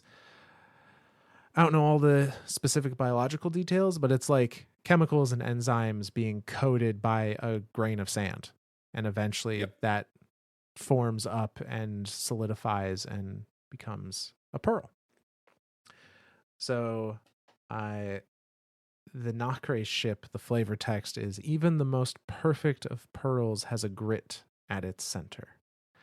I and I'm fully of the belief that this is a lore card from the winnower addressing us. And it goes like this. Let's chat, shall we? One more nice sit down for the books. Did you think you wouldn't hear from me again? After all of this? You'd have missed me, I hope. And I would have certainly missed you. Have no fear. I'm not so easy to be rid of. Now let me show you, my beloved. Oh no, not my Sedimentary necrolite, fossilized in time. You've seen that. I speak of that dear and distant expanse of the universe, miraculous in its fullness and its emptiness, all at once. Are you surprised to hear of it? Yes, I'd never much cared for the change of rules, but here we are, and there's no use in crying over spilled radiolaria. Besides, at the heart of it all, there was a gift to me, and that gift is the chance to speak with you. You and a billion like you. I am making this offer over and over again in every tiniest cell and the vastest of civilizations. Let me in. Take what you need. Be at ease. You have no say in the degradation of your telomeres, but in the interim, the whole world is your sweet silicate shellfish. You exist because you have been more suited to it than all of the others. Steal what you require from another rather than spend the hours to build it yourself. Break the foolish rules. Why would you love regulation? It serves you to cross lines. And if others needed rules to protect them, then they were not, after all, worthy of that existence. Caricatures of villainy are out of style, I hear. Yes, I am no cackling mastermind. I am serious when I say this. It was not the trick of standing upright that lifted you from the dust, it was the mastery of fire, the cooking of cold corpse meat. That is not any unique faction's provenance, neither good nor evil. It is simply the truth. This great, beloved cosmos, always decaying, always finding the same old, lovely pattern. Despite every candle flame burning amid the flowers, a billion electrons taking the path of least resistance. In darkness or in light, someone is always making my choice. Be seeing you. And that's the end of that lore card. I still think it's goading. Like it's I obviously not goading from the witness, but it's like it's it just it comes off as like I'm still in control Yeah, of what's going on here. yeah. But like, are you really? Like, I don't know. It just it feels very goatish. No, it does. It's the vibe I get is very much like, you know, hey, you beat this one, but Yeah, I got a million yeah, more. but like innately by existing, everyone has to make the decision. Every single thing that exists, be it a single celled organism or a complex civilization, has to make the same decisions that the witness had to make to end up where they ended up. And eventually, someone is going to make that same decision and you're not going to beat them. Yeah, And the that's universe is going to that's just keep marching on till that happens. right. And again, by us beating the witness, it's like, okay, so you've proven your right to exist type thing. Right. Like, okay, for now. Like it just it feels very much like I'm gonna preach this rhetoric and then everything I find that supports said rhetoric, I'm just gonna throw in your face. Well, and it's this thing where, in a weird way, if we never lose, we're still proving them right. Right. Like Like, that's I think that's the crazier part too is like by not losing, okay, we've just proven that yeah, we deserve to exist. Like we have proven ourselves worthy and now have the right to exist. Therefore just furthering the rhetoric. Like it's it's very self fulfilling prophecy. it is. It's so I really hesitate to use the word perfect, but it kind of is perfect. uh, but yeah, But it's definitely not the witness. It's not his style, his flavor, or anything like that. Like the whole "be seeing you," like what the fuck is that about? yeah. Um, but like it's like the witness is always about salvation and so, and I think that's the thing too, is I think anything salvation related is I think we tried to make this distinction before. Anything that's like, we are your salvation, we're not your friend, we're not your enemy, we're your salvation. I think anything related to that is witness related. I don't think that it's winnower related. Yeah, because from the winnower's point of view, again, they're like, the universe is decaying. Like, there is an Yeah. end to all of this, and I just need to wait for it to happen on its own. Like, Yeah. I What is time to a god? right, right. It's nothing for a being that lives for eternity. Time doesn't matter. Like, they'll just wait it out. So yeah, it's yeah. It is interesting to think that almost the witness's idea of entropy is bad, everything needs to stop, is slightly antithetical and is slightly like opposed to the idea Sure. of like, I'm just gonna let time keep doing its thing, and I eventually it will prove me right. But I think from the winnower's point of view, again, they don't care how their point is proven. They're just so extremely confident that it will be proven eventually. Yep. But but yeah, so the bee seeing you tells me that this is likely not the last we've heard from the winnower or others out there that have made the winnower's choice. I like it. I like it.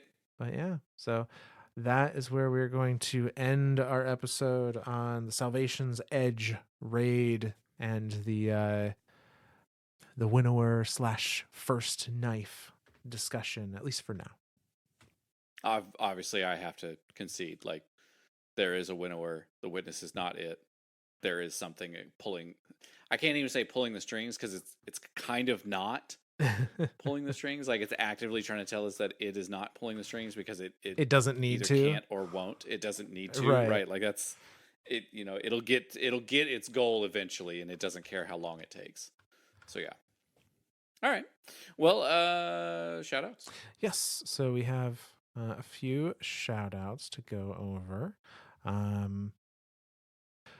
So our first shout out today comes to us from our Gmail. This one comes to us from, apologies if this is mispronounced, but Zayman? Zamian? Zamian? Zamian? I don't know. I'm bad with names. Sorry. We suck. We suck.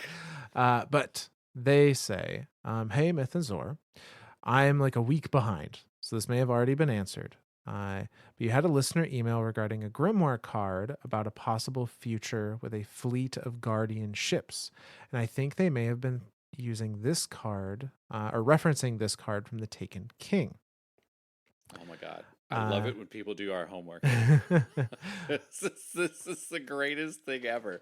They've actually linked the card too. They have. But before we get to that card, they continue.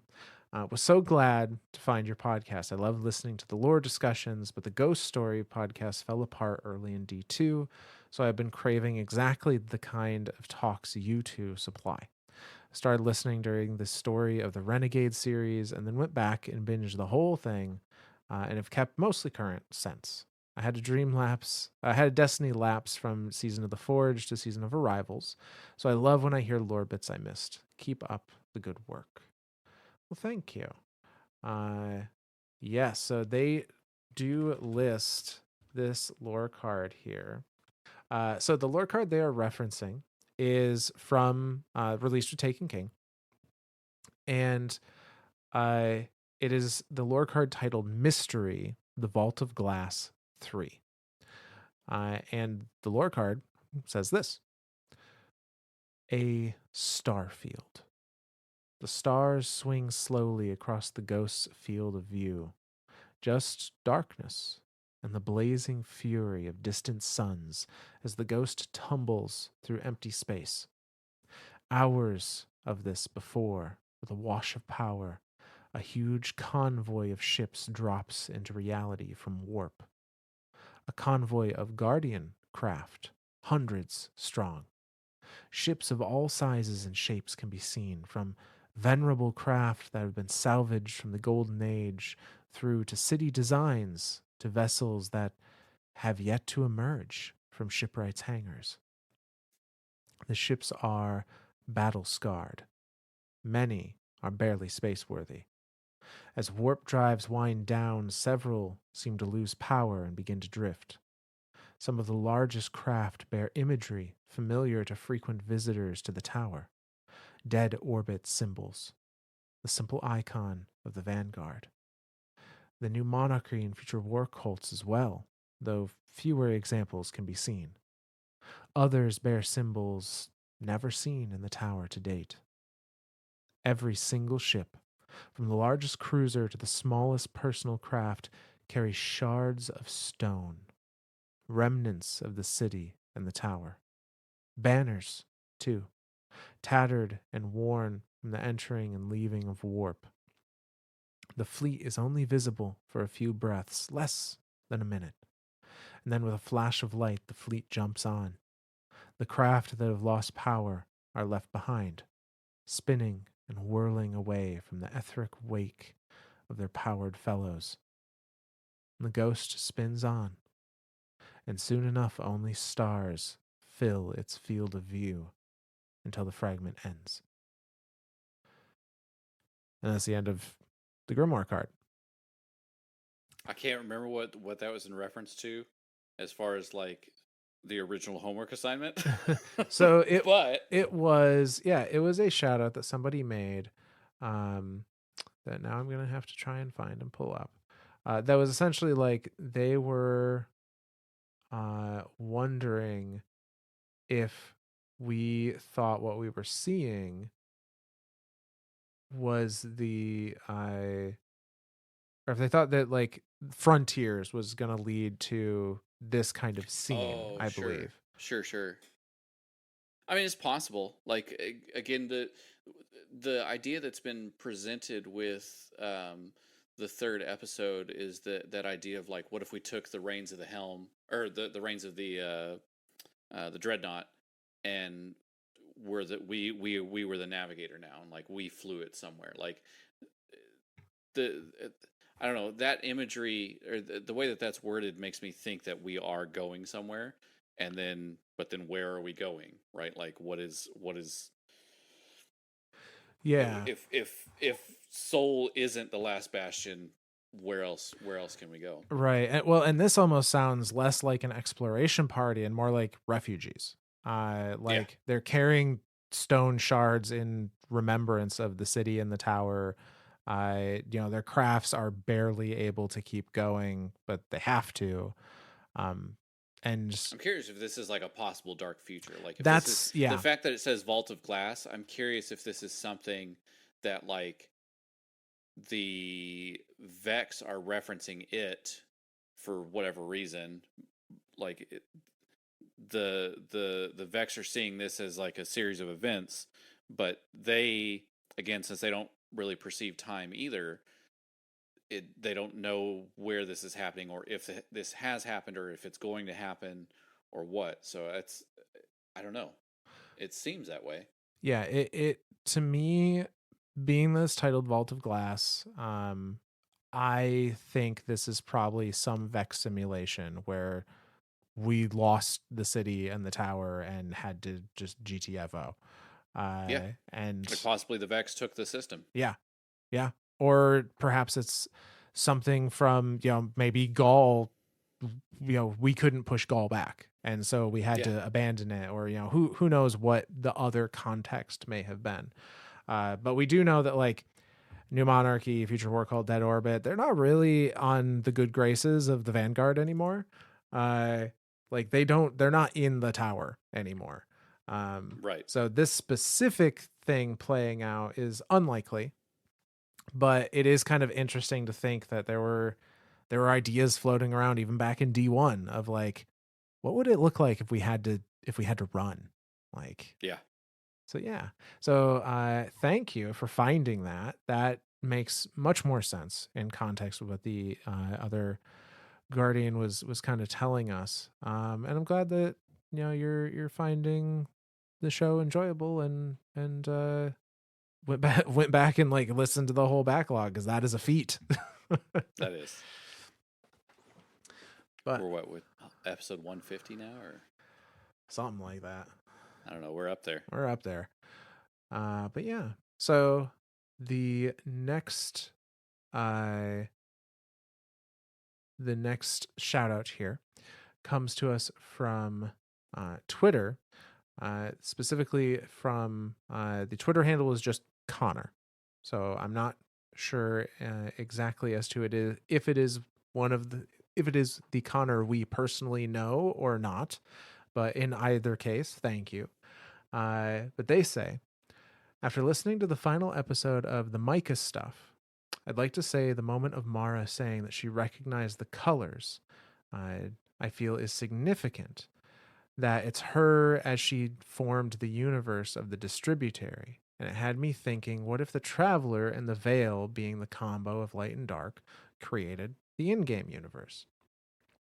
I also feared that the Traveler gaining memories of its past could drive it mad, which could be filled uh, in a way of it trying to kill the Guardians in order to fill gaps that would be there until each Guardian dies in order to get some answers.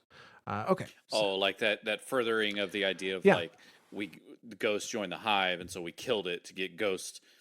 That's such a dark concept to like make the Traveler whole by killing more Ghost, right. but then it almost makes sense. In that Like weird, twisted, effed up way, yes.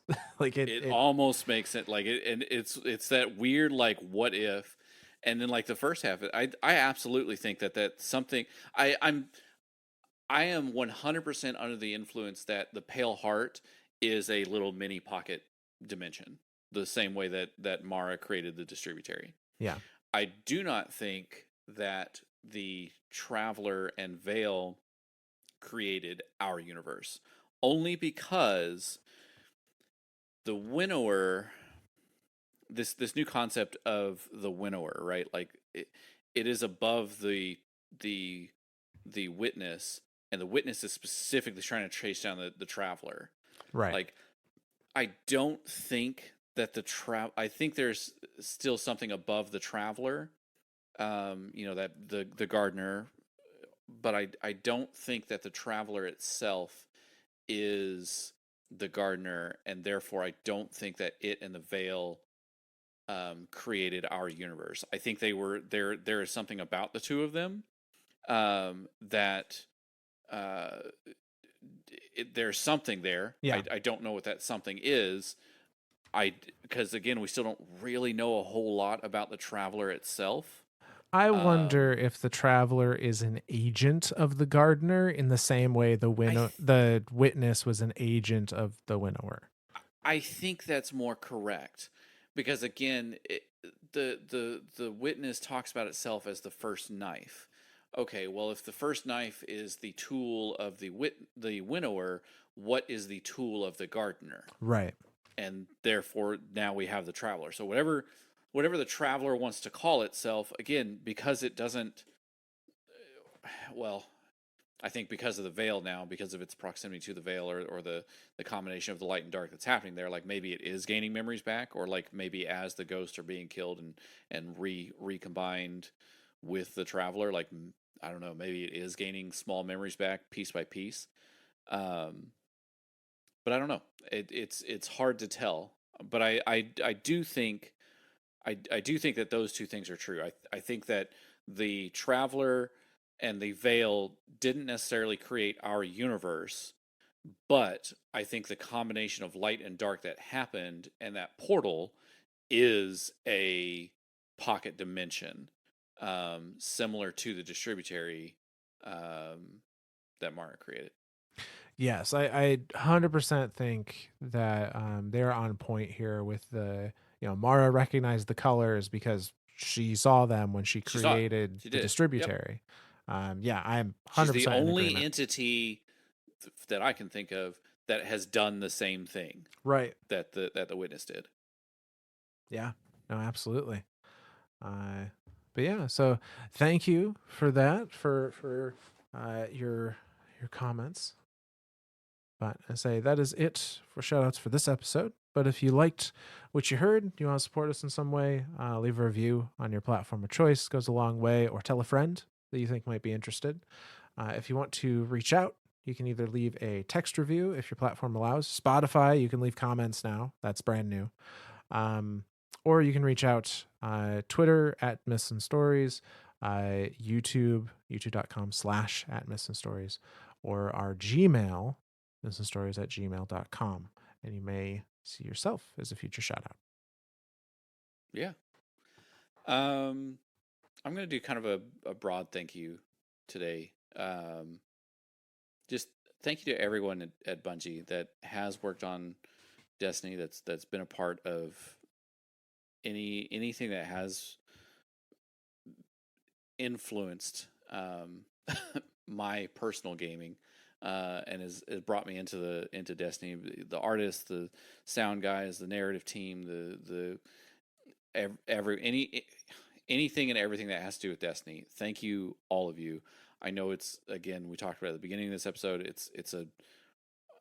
It's a tough, hard time right now, but just know that what you have created is not fallen on deaf ears. Like, it's very much enjoyed Yes, over here.